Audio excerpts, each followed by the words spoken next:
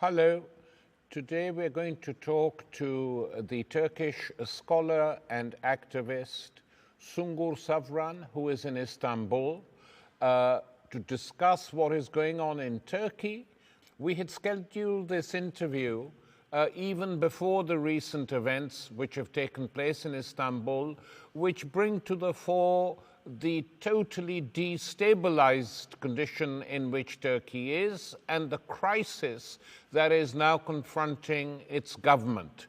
A NATO-backed Islamist government led by Erdogan, which has been in power now for several years and has faced one crisis after the other. Sungur, thank you very much for joining us.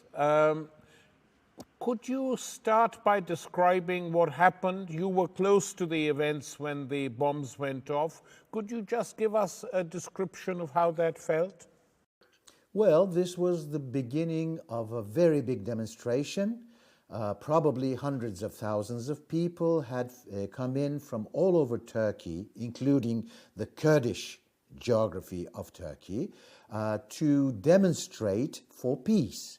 And we were in front of the historic train station of Ankara in a square, on a square, which is quite big. A lot of people, quite a thronging crowd. And all of a sudden, we heard right next to us this very powerful explosion sound, and of course moved away from that spot. But while we were moving away, I turned my head and saw in the air, as many people did, this is my own experience, but many people had the same experience, metal pieces, cloth pieces, and pieces of flesh. This is what we saw, and then of course we slowly by slowly, in very controlled manner, moved away from the square, but there were many people who were left on the square together with the bodies of the dead and the wounded. And as our audience probably knows, there were more than 100 casualties, dead, and close to 400 wounded. This is a tragedy on a very large scale, Sungur, because you knew many of the people there, activists from different parts of the country. So whoever carried out this act, it was very clearly an act of provocation to both try and intimidate and attack the demonstrators, but also, I would have thought, to destabilize the government, if indeed the government was not part and parcel of this. So what is the feeling in Turkey at the moment? Who was behind this attack? The thing is, there are of course different takes on this, but I would say that first of all, the idea that this is ISIS is the government's idea, and we do not believe this until such time as the whole evidence is laid out. But they have now imposed a secrecy on the investigation so that, it is very difficult to get the evidence. Secondly, they are now saying ISIS, but preparing public opinion to believe a different kind of scenario where two organizations, they say, this is in the newspapers of all the pro-government newspapers, two organizations were involved, and the suggestion is it's the PKK in collusion with ISIS, the funniest, the most ridiculous theory that one can imagine in the concrete context of the Middle East, because, as you know, the PYD, which is an ally, historic ally of the PKK, is at war with ISIS. It's the real force that fights ISIS on the ground, as even the Americans would confess. So the whole theory is a farce. We are expecting this to come through so that, they want to make believe before the elections that it's the PKK, and so people who voted for the HDP, which is, of course, the party that represents the Kurds, as well as many socialists, etc., will lose a lot of votes. But Sungur, they must really believe that people in Turkey and people all over the world are stupid. Because if they didn't believe that, they couldn't come up with an argument of this sort, which is incredible. It's a fairy tale, and no one is going to believe it. Let's discuss the related issues now. Clearly, Erdogan was shaken by the fact that he didn't get a ruling majority in parliament. He was the largest party, but he didn't get the majority. And shaken by the fact that the HDP, a coalition of Kurdish organizations and non-Kurdish secular leftist organizations, got into parliament, breaching one of the most difficult thresholds in electoral law, certainly in this part of the world, and how to deal with it. For me, this appears like a maneuver carried out by the secret state or whoever to try and intimidate and frighten people away from the HDP and to make the government appear as the stabilizing force in the country. So who profits from this? I totally agree. Let's come to the reality. I mean, I think, just to finish off, they are now putting through newspapers this kind of scenario, which probably they will not own up officially, not to make themselves laughing stock for the whole world. So they are putting this through their very controlled press to reach the people at large, to make them believe that the PKK was involved. But probably they won't make it official. Now, let's leave all that behind and talk about the reality. The government, I think, is either directly involved in permitting ISIS to carry out this murderous act, or at least indirectly responsible for having permitted ISIS to do all its mischief since before the elections. Before the elections, which this is the 7th of June for our audience, before the elections, as you say, the HDP was running for more than 10%, which is the highest threshold, electoral threshold on the face of the earth, and they were attacked by a series of bombings. First, their buildings in Adana and Mersin, two important towns in the southeast of Turkey, but the last one was in Diyarbakir, just 2 days before the election, a very similar incident to the one in Ankara, where 2 bombs went off, but only 4 people were killed, and everyone said, we were very lucky. This time, having had more than 100 dead, we prove to be right, of course. So, in those cases, the government didn't really inquire at all. Now, before and after that, there was, of course, the 20th of July when in Suruç, in a town in Turkish Kurdistan, very near Kobani, this city under siege for a long time by ISIS, which was then defeated when the armed forces of Rojava, the Kurdish autonomous region there, pushed back ISIS.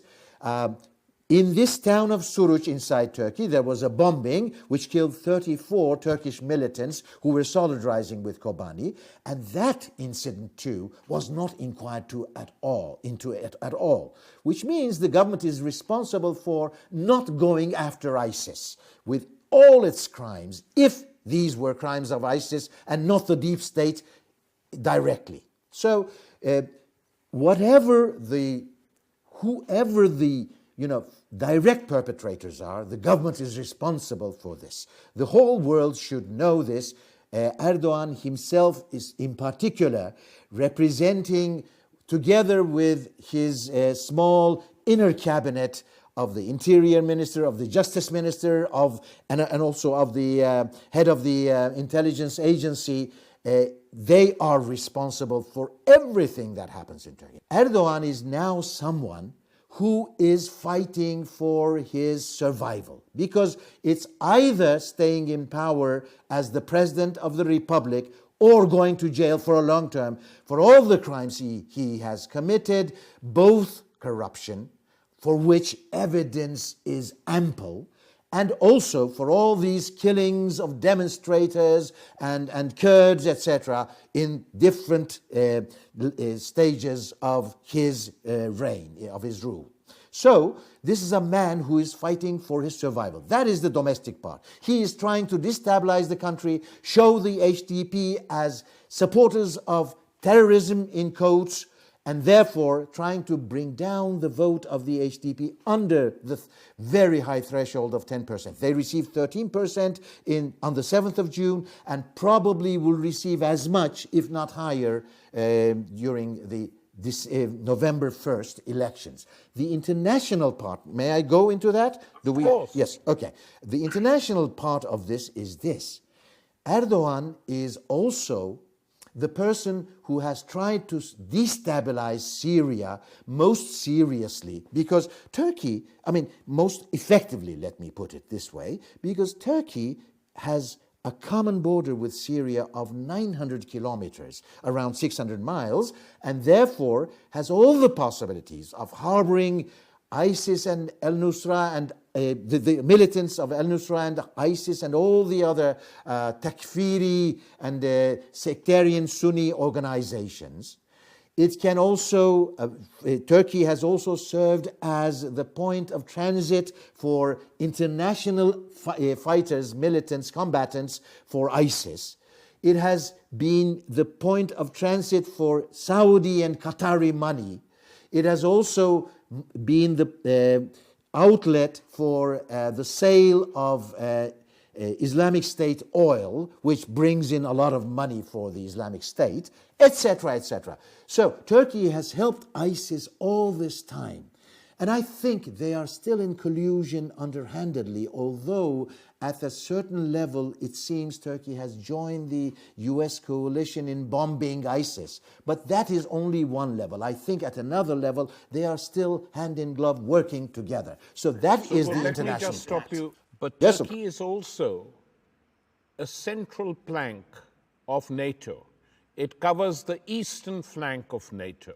So do you mean to suggest that all this has been going on, the backing of ISIS and the most sectarian jihadi groups, without the knowledge of the United States?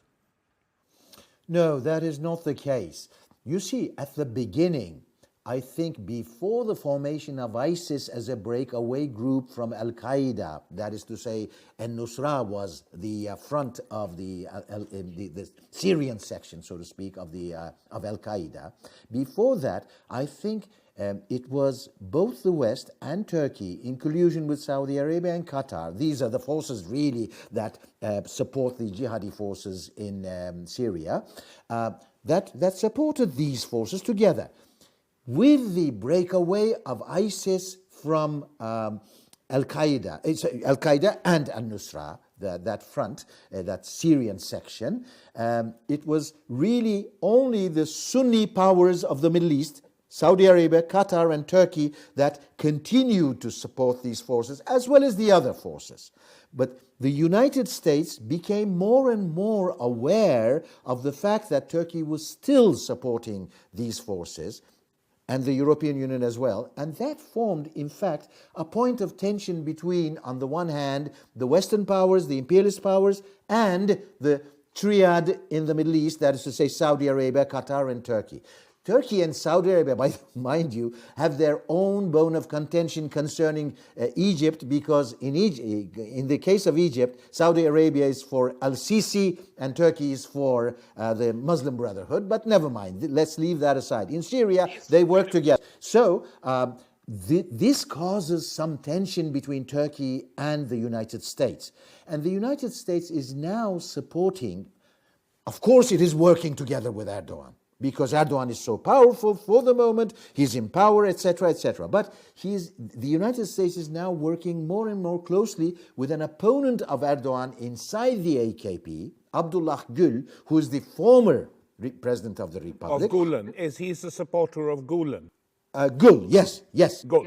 The United States is now supporting more and more Gül, and Gülen, who is, of course, this fraternity, this Islamic fraternity that broke away from Erdogan.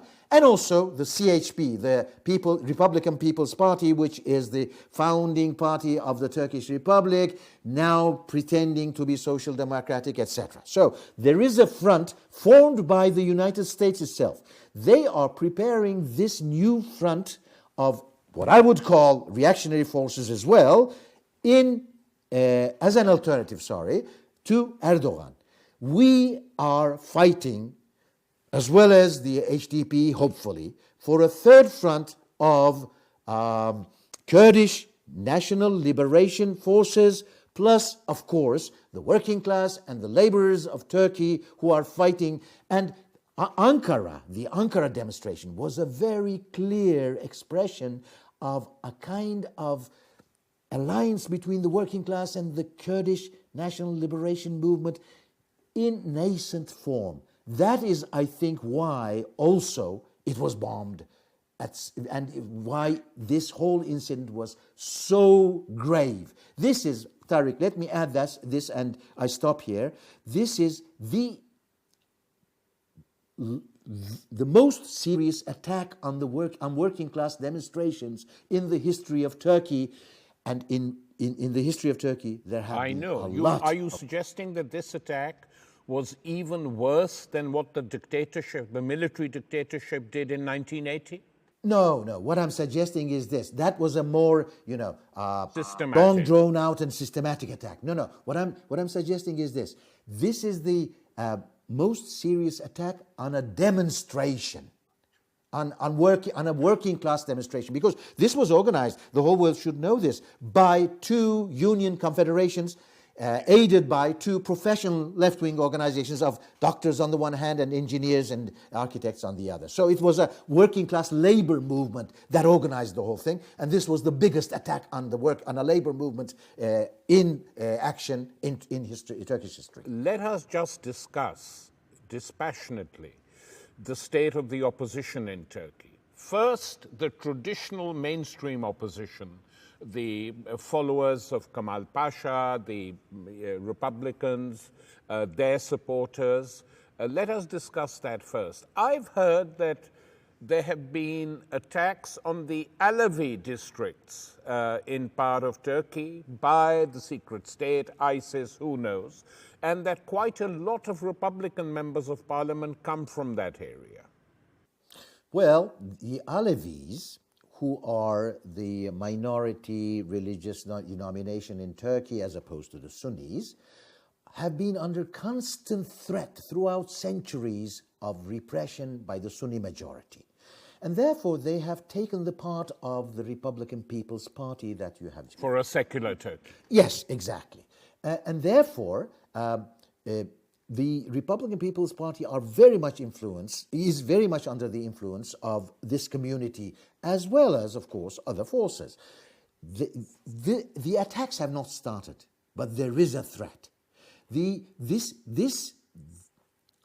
government is trying to foment a kind of civil war between the Sunnis on the one hand and the Shiites and their allies, the Alevis, on the other hand, all over the Middle East, so as to raise Erdogan to the position of the old Ottoman sultans ruling over the whole Middle East. This is a real project that is developed by this government. They now call Erdogan, when it's time for this kind of project, the Rais, which was the title of Nasser in the 60s, in 50s, 60s, and early 70s. So they are preparing for that kind of. Therefore, the Alevis feel very much under threat. That is what it is. But may I now come? So the Republican People's Party is, as I said before, trying to form a coalition with the more moderate elements within the AKP, starting with Gül, but also playing on Davutoğlu, the current prime minister, who they hope will move away from Erdogan after the elections.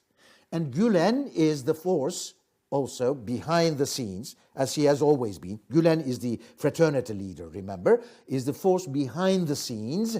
And just to explain to our viewers, Gulen is the cleric who has been based for a long time in the United States and is regarded by many people as being very close to the State Department, to put it at its mildest. Exactly, exactly. We at our party, the Revolutionary Workers' Party, call this whole coalition the American opposition, because it was, this is not an exaggeration. I'm not someone who has, a tendency for conspiracy theories. The American ambassador in Turkey, the previous one, Ricciardone, had a secret meeting without anyone from the party with Kılıçdaroğlu, the leader of the Republican People's Party. Then he traveled to the United States to meet Gülen's people. Then he came back and started to ally himself with a lot of Islamic figures. So this is a coalition that was concocted. The whole process was conjured, so to speak, out of different elements by the United States in opposition to Erdogan. That's why he keeps saying we are against the United States, they are against us, etc. He doesn't use the word United States, but everyone knows that he says that the United States is against him. So this is one element of opposition. But I think there is a very hopeful alternative opposition. May I explain why I am hopeful? Before you go on to that, explain to me what is the situation inside the Turkish armed forces, because historically the Turkish army has of course operated to preserve what they call the ideals of Kemal Pasha, but effectively acting as a US instrument inside Turkey, which is a member of NATO. There were lots of reports that one of the plans of Erdogan was to try and neutralize this by pushing through the promotions of lots of Islamist officers inside the army. So the army is a critical player and has been a critical player in Turkish politics. And I was wondering if you could tell us a bit about what state the army is in.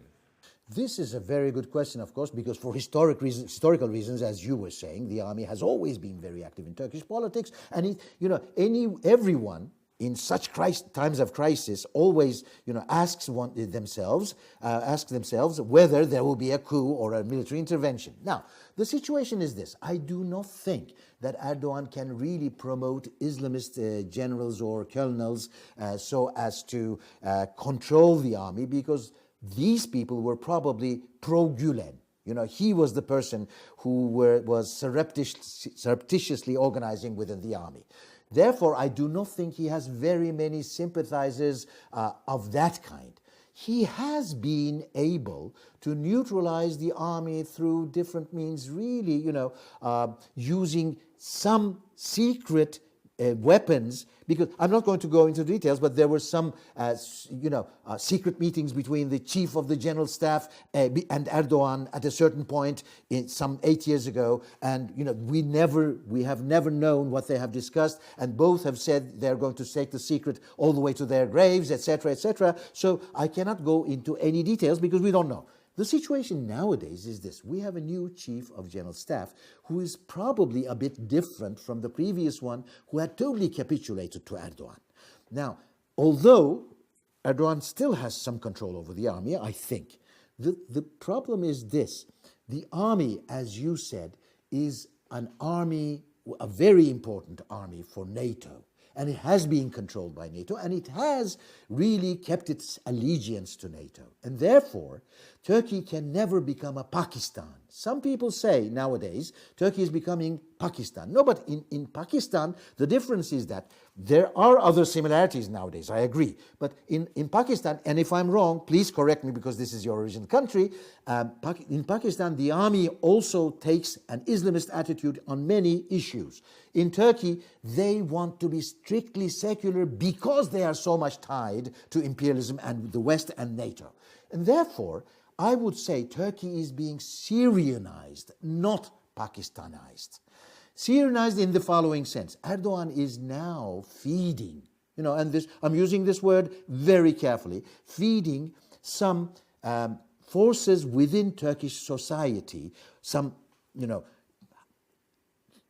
violent forces called the Ottoman Corps, which is close to the AKP, and others which take violent attitudes in imposing their Islamist views. So this is now becoming a kind of country, apart from ISIS, you have all these Turkish militia organizations which are getting prepared to open up a kind of front on the Alevis and the leftists and the Kurds in open battle.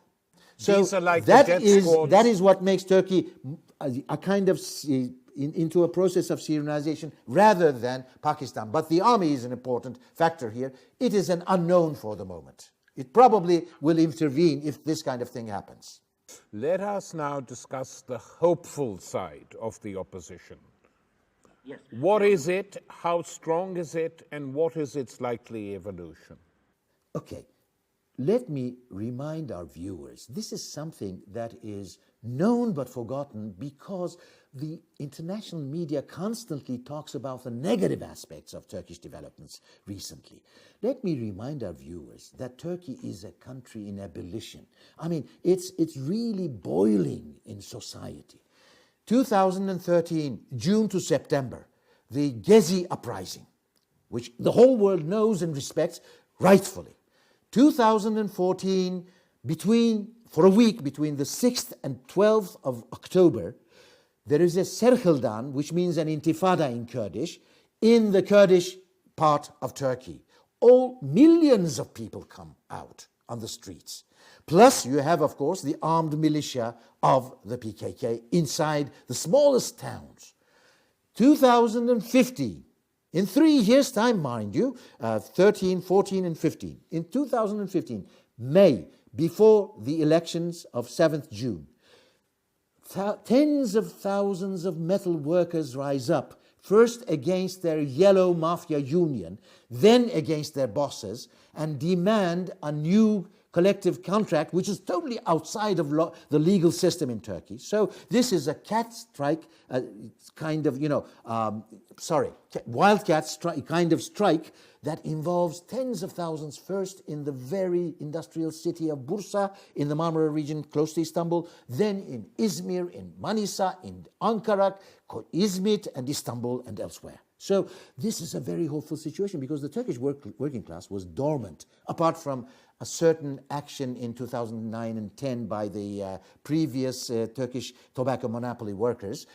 It was dormant. Now it is waking up. So what one can hope is the following. First of all, the secular forces in the big cities of Turkey, what one would call both the petty bourgeoisie and the upper crust of the waged sections of the population, mostly office workers, they are now aware of what has been done to the Kurds.